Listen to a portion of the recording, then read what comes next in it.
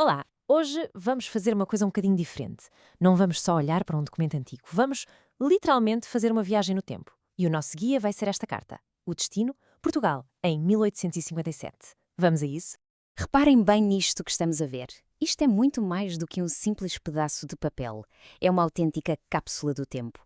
Um viajante que saiu de Braga há mais de 160 anos, com um destino bem definido: Lisboa. A nossa missão?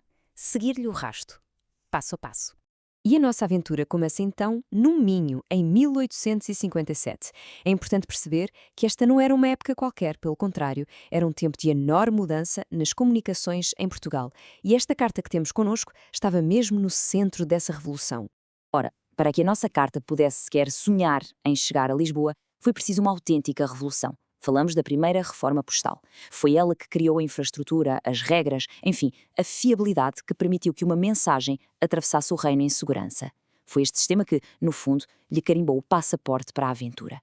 E já que falamos em passaporte, vamos lá olhar com atenção para os carimbos e selos que autorizaram esta viagem. Cada marquinha neste envelope conta um bocadinho da história da sua partida. E aqui está ele.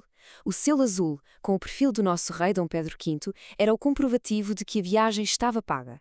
E mesmo ao lado, o carimbo de partida, uma marca à tinta que quase grita: Braga, 5 de setembro de 1857. A viagem começou.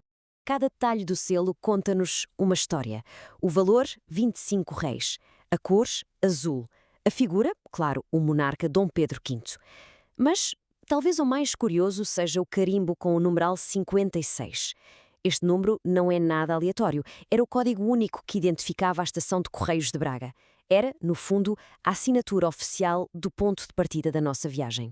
Só que esta viagem também tem um mistério. Reparem. O endereço por fora está perfeitamente legível, mas a mensagem lá dentro, a razão de ser da carta, essa quase desapareceu. Como é que isto é possível? A resposta, sabem onde está? Na química. Quem escreveu a carta, lá em Braga, usou uma tinta ferrogálica. Era muito comum na altura, mas também muito instável, sensível à umidade e aos ácidos do papel. E por isso, com o tempo, foi-se apagando.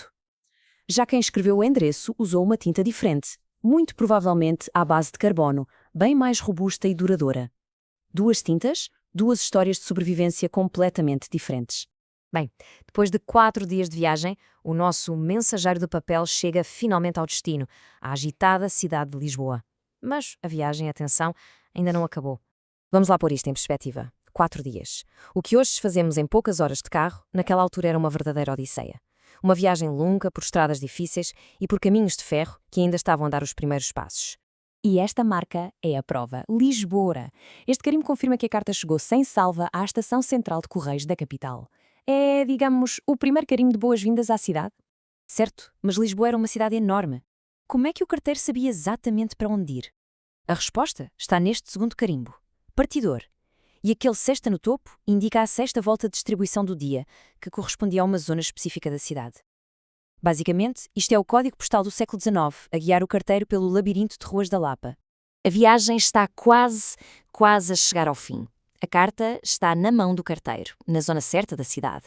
A questão agora é: para quem era? Quem é que estava à espera destas notícias que vinham de Braga? O endereço é a nossa última pista.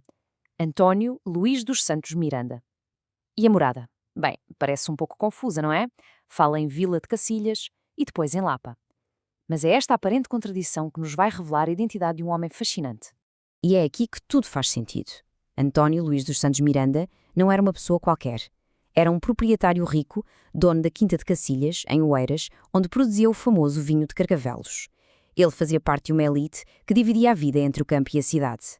A Vila de Cacilhas era a sua propriedade em Oeiras e o número 98 na Lapa era a sua morada em Lisboa. A carta sabia perfeitamente onde o encontrar. E assim, a nossa viagem termina. A carta foi entregue, mas o que é que fica desta jornada? O que é que este simples pedaço de papel nos deixa? Esta carta é um exemplo perfeito de como a história se cruza. É um artefacto postal que nos mostra como funcionavam os correios daquela altura. É um documento da história urbana que nos guia pelas ruas e pela logística da Lisboa do século XIX.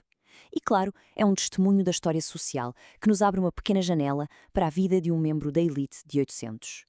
No fim de contas, o que isto nos mostra é que um simples envelope pode conter a história de uma revolução tecnológica, o mapa de uma cidade e a biografia de uma pessoa.